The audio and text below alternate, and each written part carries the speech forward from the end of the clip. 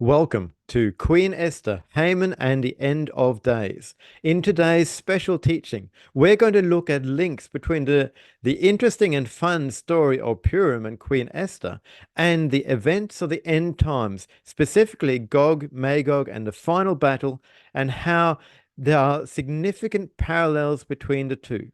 My name is Enoch Lavender, and I'm a pastor who specializes in the Jewish background of our faith. And we're going to discover the links between Purim and the end of days from a Jewish perspective. So let's go straight into it. We're going to look at Purim and the end times. It's not just a nice Bible story, a story for the kids in Sunday school. From a Jewish perspective, there are strong links between Purim and the end of days, and it all comes via this figure known as Haman.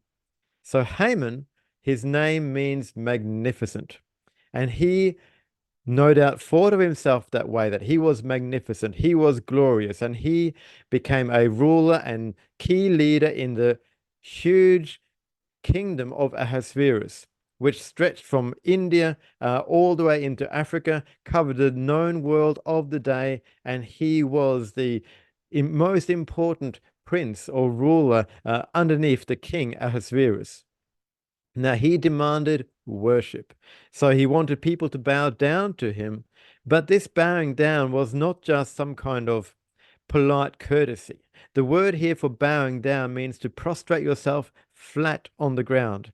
It is a symbol of deep veneration, of honor, in fact, of worship. And this is where Mordecai, the Jew, refused to have anything to do with it. He did not want to bow down in worship to Haman. And Haman was incensed. And we're going to learn more about that later. But as a result, he planned to exterminate not just Mordecai, but the entire Jewish race. He was coming against those who refused to worship him as the ruler, him as the magnificent one. He was an Amalekite. And in the book of Exodus, God promises a war against Amalek in every generation. He promises he will basically not rest until Amalek is destroyed.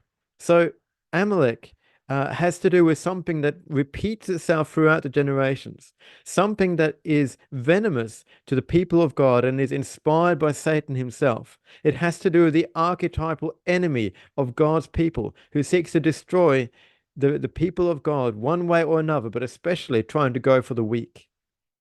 So let's learn more about Haman and the links to Gog and Magog. The links come in as we learned that Haman is an Agagite. Agag was a king of Amalek, but Agag comes from the same root as the word Gog, or as the name Gog. It means exalted. It means I will be on top, I will overtop. It relates to being like a roof piece. So Gog, Magog, and the end of days, and Haman, the Agagite, Haman, the exalted one. Now, Gog in Jewish tradition is the final evil ruler before the Messiah comes and sets up his kingdom. While the Christian world teaches that Gog is some kind of ruler who comes against Israel before the tribulation, before the end time events, the Jewish belief is this is the ultimate bad guy. So let's have a little look from a Jewish perspective at Gog, and we're going to tie it back into the story of Haman and understand what that means in terms of the end times. So who is Gog? Ezekiel 38:39 has this huge prophecy about Gog from the land of Magog, who leads a coalition of nations against Israel to plunder and to take her possessions. And it is a dramatic war in which God himself intervenes. Now, God speaks through the prophet to Gog. And he says in Ezekiel 38:17, thus says the Lord God, are you he of whom I have spoken in former days by my servants, the prophets of Israel, who prophesied for years in those days that I would bring you against them? So God is saying here to Gog that you have been the subject of prophecy all the way through from the mouth of my prophets. In other words, the topic of Gog and Magog is not exclusive to Ezekiel. It is something that repeats itself throughout the mouths of the prophets. Now, we don't find that title, Gog, in other prophecies about the end times, but we do find a description of an end time ruler who leads people against the Jewish nation and God who intervenes. So, is there a link between this end time ruler and Gog, and does it tie us back to Haman and the days of Queen Esther? Well, Gog and the end of days. Gog leads a coalition of nations against Israel, much like Haman, who was in charge of a coalition of nations. The word Gog and Magog in Hebrew has a numerical value of 70. And 70 in the Bible is very significant. It represents the 70 nations. It represents all of mankind from a Jewish perspective.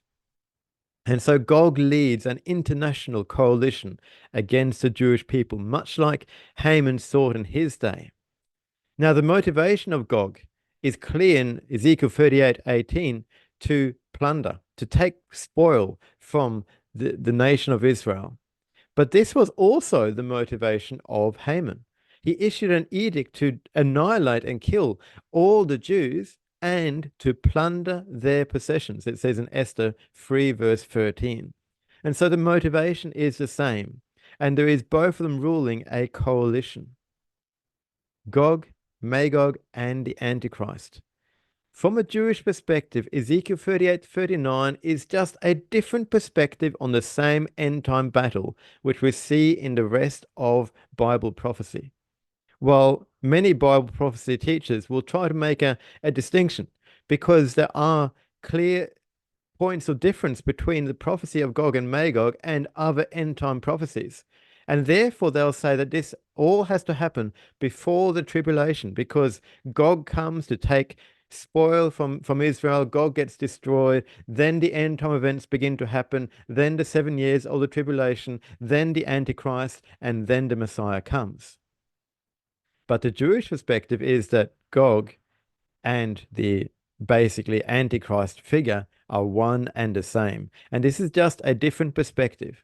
Like if you were to read through the gospel writings, Matthew, Mark, Luke, and John, you will see different perspectives on Jesus. You'll see different perspectives on the same story. And sometimes some of the facts seem to be different from one version to another. But it's just a different perspective. It's an eyewitness account from one perspective and from another. One is focusing on one miracle, one is focusing on one teaching. And as you bring them together, you get the full story. And could it be that it is the same here regarding end time prophecy? If there is this link, then Gog will be like Haman in terms of seeking worship. And Gog, like Haman, will be furious and seek to wipe out the people who do not worship him. Now, is it true that Gog is not happening before the tribulation? Is it true that this battle of Gog and Magog is the ultimate end time battle? Well, here's some food for thought, and this comes from the teaching of a man called Joel Richardson, and he points out that at the end of the prophecy of Gog and Magog, it tells us firstly that Gog is destroyed and his armies will be food for the birds. We see this in Ezekiel 39:17, and we see a parallel with the armies of the Antichrist in Revelation 19:17.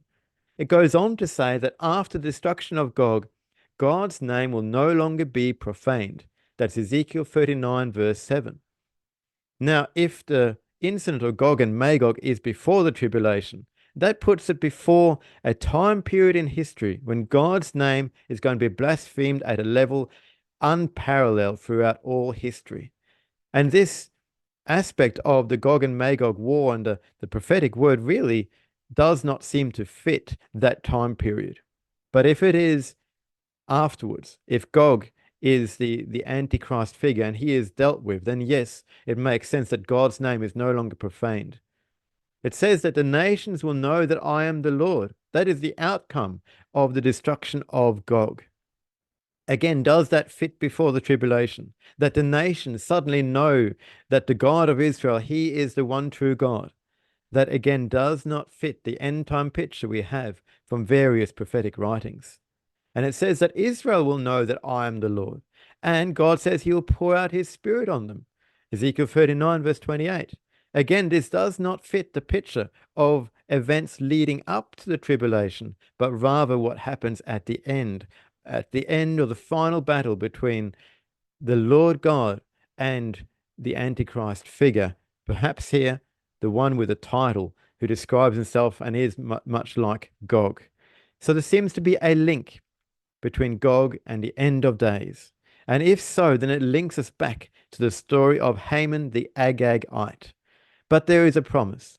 The story of Purim is such a beautiful story because in the midst of this destruction, God turns the tables. Where it looks like all hope is lost, God turns it around and he puts destruction on those who seek to destroy the Jewish people and those who are faithful to God. And it becomes a day of joy and feasting and celebration. And so there is hope. The message of Purim is one of hope that evil will be overcome, that the King is coming, that Jesus will intervene, that there is hope in him. Now, we also can look at our two main figures of the story of Esther, one being Esther herself and the next being Mordecai. And Esther, she is an intercessor. She prays and she fasts for her people. She doesn't take her position for granted. She doesn't just barge into the king and say, "Oh, king, I want this and I want that." No, she fasts and she prays and she humbles herself for 3 days. She seeks God for the salvation and deliverance of her people. And I believe this is a picture of the end time intercessor. The book of Joel describes a time in Israel's history when a trumpet will sound in Zion, and it says, "Consecrate a fast, call a sacred assembly, gather the people, sanctify the congregation. Let the priests who minister to the Lord weep. Weep between the porch and the altar. Let them say, 'Spare your people, O Lord.'" And this was the heart cry and the prayer of Queen Esther as she approached the king. Spare my people. And this will be the call and the prayer of intercessors in the end of days. Again, there will be a wicked ruler arising. Again, there will be an attempt to wipe out the Jewish people.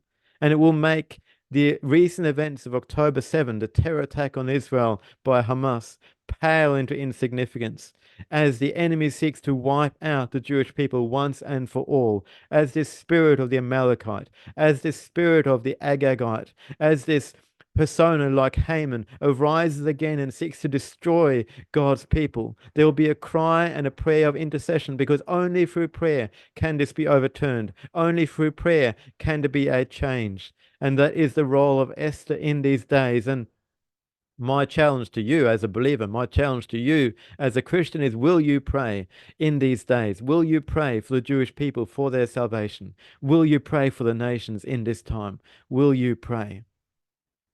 I want to also look at the story of Mordecai. Mordecai, her uncle, he was a man of great wisdom. Now, his name means belonging to Marduk, which was a Babylonian god.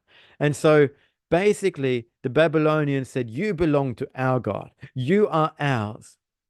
His name in Hebrew, Mordecai, can relate to the meaning of crushed by bitterness and oppression. And so he went through hard times. However, he did not bow. He did not compromise and he did not bow to the Haman figure. He did not bow to the one wanting worship. There will be someone wanting worship in the end of days, and you and I are called not to bow. But at the same time, Mordecai had an attitude of honoring. He had an attitude that was right towards the government officials in his time. He came across a plot to kill the king. Now, the king had not been very kind to the Jewish people, and he could have just left it alone. But he acted in the interest of the king, and he reported what was happening. He was seeking the welfare of the king, even though the king was not a believer in God. He had an attitude that was different. And ultimately, that came back to save his life, because from the story of Haman and Purim, when Haman sought to kill Mordecai, the king couldn't sleep and he realized he had not rewarded Mordecai. And so Mordecai's life was saved through the act he did, through the attitude he had in a very difficult environment. And ultimately, Mordecai ended up ruling and reigning because he did not bow. And so he had a role then of influence. And the Bible promises that as we follow Jesus, as we serve him in this day, as we are faithful to him, we will rule and reign with him in his kingdom when he comes. And what a day that will be. So I believe there's significant links between the end times and the story of Purim. And I hope this has been a blessing too. So please leave your comments, your feedback. If you have any more thoughts about the parallels between Haman and the Antichrist and the end of days, please consider supporting our ministry as we produce these teaching resources free of charge to bless you and the body of Messiah. Leave your comments after the video, and you can sign up for our free newsletter at our website, olivetreeministries.tv. God bless you.